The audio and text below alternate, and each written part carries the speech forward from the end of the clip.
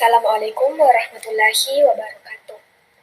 Kami dari kelompok 2 kelas pendidikan biologi C akan mempresentasikan materi mengenai klasifikasi dan struktur karbohidrat. Adapun anggota kelompok kami yaitu saya sendiri atas nama Nur Miftahul Winda Zahra, yang kedua ada Ummu Salama BHI Muhammad, dan yang ketiga ada Putri Mutmainnah.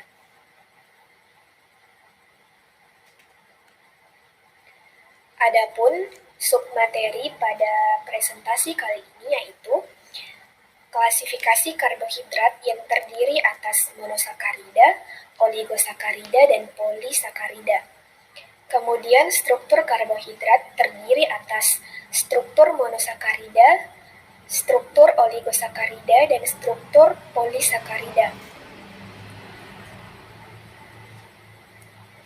Materi yang pertama yaitu pengertian karbohidrat. Kata karbohidrat berasal dari kata karbon dan air. Secara sederhana, karbohidrat didefinisikan sebagai polimer gula. Karbohidrat adalah senyawa karbon yang mengandung sejumlah besar gugus hidroksil. Karbohidrat paling sederhana bisa berupa aldehid atau disebut polihidroksialdehid atau aldosa, atau berupa keton yang disebut polihidroksiketon atau ketosa. Berdasarkan pengertian di atas, berarti diketahui bahwa karbohidrat terdiri atas atom C, atom H, dan atom O.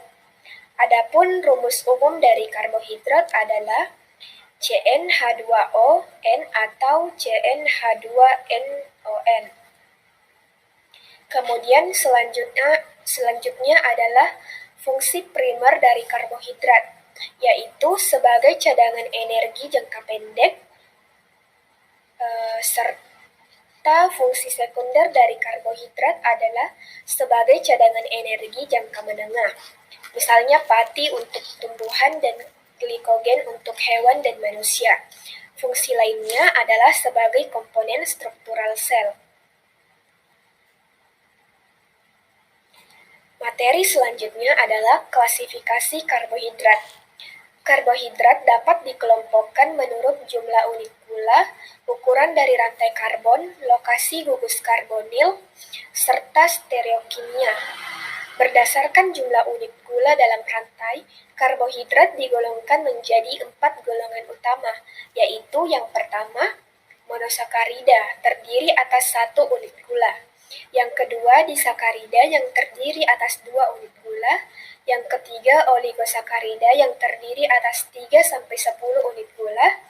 Yang keempat, polisakarida yang terdiri atas lebih dari 10 unit gula. Pembentukan rantai karbohidrat menggunakan ikatan glikosida. Berdasarkan lokasi gugus CO, monosakarida digolongkan menjadi 2, yaitu aldosa yang berupa aldehid dan ketosa yang berupa keton.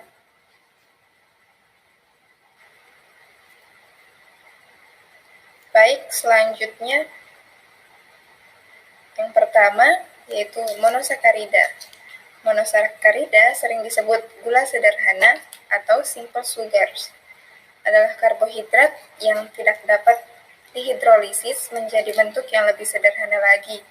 Monosakarida tidak berwarna dan merupakan kristal padat dan mudah larut dalam air, tetapi tidak larut dalam pelarut non-polar.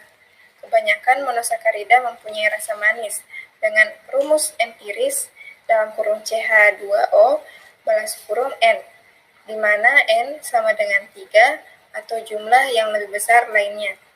Berdasarkan banyaknya atom karbon atau C di dalam molekulnya, monosakarida dapat dibedakan menjadi yang pertama yaitu triosa 3 atom C, tetrosa 4 atom C, pentosa 5 atom C, heksosa 6 atom C, dan heptosa 7 atom C.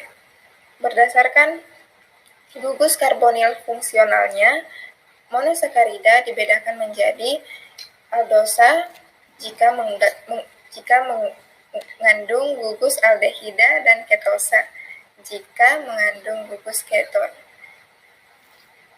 Di mana contohnya ada di bagian kanan, ujung bagian kanan, di bawah. Yang selanjutnya, berdasarkan banyaknya atom karbon C di dalam molekulnya, monosakarida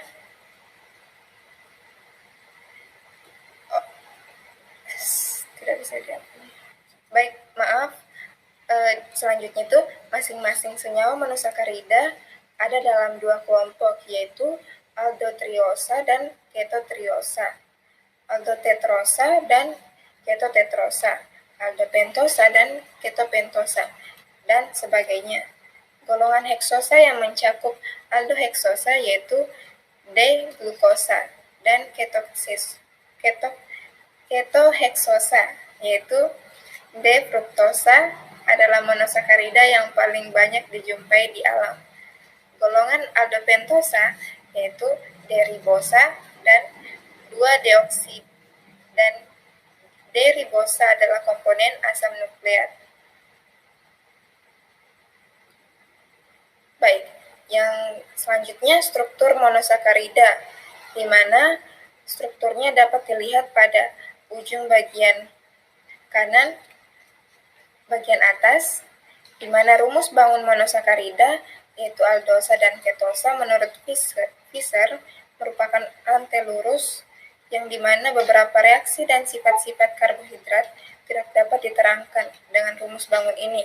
Misalnya, adanya 2 isomer dari D-glukosa. Sedangkan Howard 1425 mengajukan suatu rumus bangun yang berbentuk cincin dengan ikatan hemiasetal antara gugus aldehida dan posisi C1 dan gugus hidroksil atau alkohol dari C4 atau C5. Baik, selanjutnya itu pembentukan hemiasetal atau hemiketal menciptakan suatu atom karbon asimetris tambahan yaitu C1 dalam molekul menjadi 5 dan dengan demikian terdapat 2 buah isomer yaitu A dan B atau alfa dan beta dari struktur cincin. 2 isomer D-glukosa dan alfa D-glukosa dengan gugus OH pada C1 berturut-turut di sebelah kanan dari kiri dari rantai C, yaitu pusat asimetris yang baru disebut karbon anomerik, dan isomer alfa dan beta disebut anomer. Bentuk alfa dan beta dari D-glukosa dapat saling dikonversikan bila dilarutkan dalam air, sehingga reaksi optiknya berubah sampai mencapai nilai tertentu. Fenomena spontan ini disebut mutarotasi, yang disebabkan oleh perubahan bentuk alfa menjadi beta atau sebaliknya. Baik, poin yang kedua yaitu oligosakarida. Umumnya didefinisikan sebagai suatu molekul karbohidrat yang mengandung 2-10 unit molekul monosakarida. Oligosakarida paling umum adalah disakarida atau CN H2O N1 yang tersusun dari 2 satuan molekul monosakarida yang digabungkan oleh ikatan glikosida. Disakarida yang penting dan yang banyak terdapat di alam adalah sukrosa. Laktosa dan maltosa adalah disakarida yang paling sederhana. Maksudnya, maltosa adalah disakarida yang paling sederhana dan mengandung 2 molekul D-glukosa yang dihubungkan oleh suatu ikatan glikosida antara atom C1 atau karbon anomer dari molekul glukosa yang pertama dan atom C4 dari glukosa yang kedua. Baik, contohnya itu ada di bagian sebelah kanan, yaitu di bagian tengah. Selanjutnya, sukrosa atau gula tebu merupakan disakarida yang disusun oleh glukosa dan fruktosa, dikarenakan ikatan glikosida terbentuk dari gugus hidroksil anomerik. Dari kedua satuan monosakarida, maka sukrosa bukanlah gula pereduksi dan tidak mengalami mutarotasi. Sukrosa dapat dihidrolisis baik secara enzimatik dan secara kimia untuk menghasilkan suatu campuran keseimbangan dari glukosa dan fruktosa agar lebih manis dan berat yang sama daripada sukrosa. Saya Putri mereka melanjutkan presentasi materi yaitu oligosakarida. Laktosa atau gula susu hanya terdapat dalam susu. Laktosa bila dihidrolisis akan menghasilkan degolaktosa dan glukosa. Berikatan melalui ikatan A, 1,4-glikosida, laktosa mempunyai atom karbon hemisetal sehingga termasuk gula produksi. Selanjutnya itu polisakarida. Polisakarida merupakan karbohidrat yang dijumpai di alam dalam jumlah yang paling besar. Polisakarida dapat berfungsi sebagai untuk energi simpanan dan sebagai fungsi struktur di dalam dinding sel dan jaringan pengikat.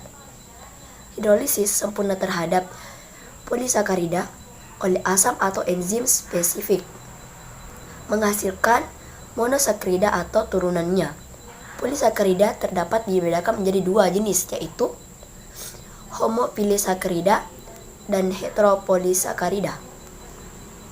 Homopolisakarida yang hanya mengandung satu unit, jenis monosakarida, polisakarida yang pada hidrolisis yang menghasilkan heksosa disebut heksosan. Contohnya glikogen, pati dan selulosa. Polisakarida yang menghasilkan pentosa disebut pentosan. Contohnya gummi arabicum. Selanjutnya heteropolisakarida. Heteropolisakarida yang mengandung dua atau lebih jenis monosakarida yang berbeda, misalnya asam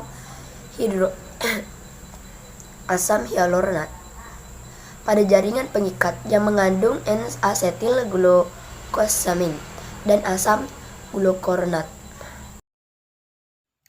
Baik, sekian dan terima kasih atas kesempatan yang telah diberikan kepada kelompok kami. Lebih dan kurangnya mohon dimaafkan. Wabillahi taufiq wal hidayah. Wassalamualaikum warahmatullahi wabarakatuh.